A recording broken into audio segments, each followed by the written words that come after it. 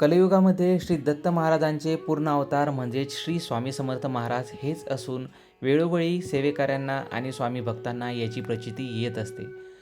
स्वामी महाराजांनी सगळ्यांचाच योगक्षेम वाहण्याचा आणि सगळ्यांचे कल्याण करण्याचे वचन आपल्या भोळ्या भाबड्या भक्तांना आणि भाविक सेवेकऱ्यांना दिलेले आहे. परंतु सेवा करत असताना काही महत्त्वाच्या गोष्टी आपण नेहमी लक्षात ठेवायला हव्यात.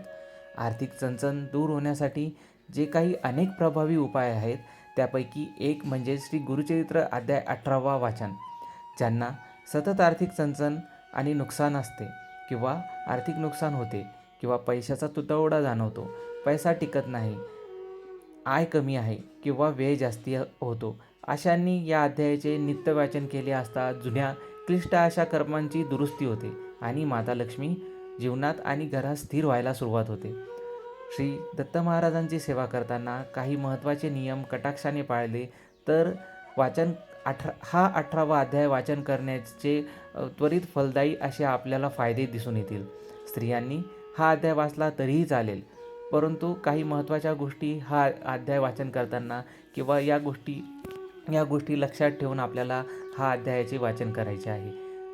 त्यामधली सगळ्यात प्रथम म्हणजेच मांसाहार वर्ज्य करा. शुचिर्भूत असणे आवश्यक आहे. लांडी लबाडी नकोत. वाचन करताना गाईच्या तुपाचा दिवा समोर असणे आवश्यक आहे किंवा घरामध्ये किंवा देव्हाऱ्यामध्ये स्वामी समर्थ महाराजांच्या फोटोसमोर दिवा लावणे अथवा केंद्रात सेवा करत असू तर केंद्रामध्ये महाराजांना विनंती करून सेवा करणे. याबद्दल कथा थोडक्यात. परिस्थितीने त्रस्त अशा गृहस्थाच्या घरात घेवडा वेल लावलेला असतो. श्री ऋषी सरस्वती महाराज तेथे भिक्षेसाठी येतात. त्या गृहस्थाची पत्नी आपल्याकडे काहीही नसून फक्त हा वेल आहे आणि त्याचे घेवडे आहेत असे सांगते.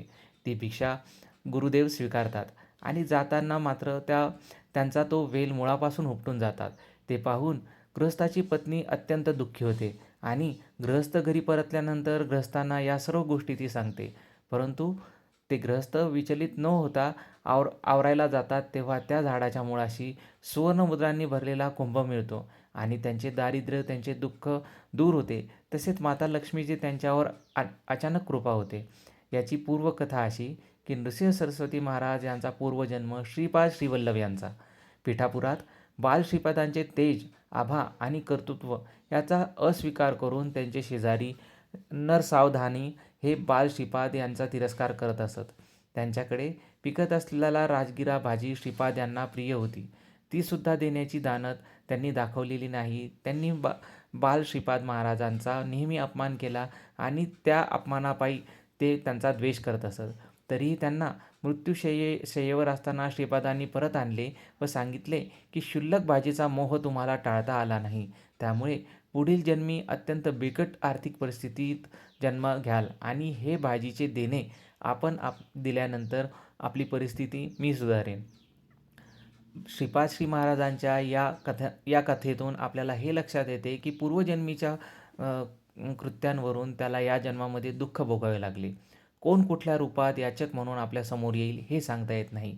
याची योग्यता आपल्याला समजत नाही किंवा आपण तेवढे योग्य नाही की आपण हे समजून घेऊ. ज्यांचे ऋणानुबंध साक्षात श्री श्रीपाद वल्लभ महाराजांशी जोडले गेले होते ते लोक किती भाग्यशाली. मग त्यांच्याकडून मिळालेली भिक्षा मिळायलाही तितकेच पुण्य हवे.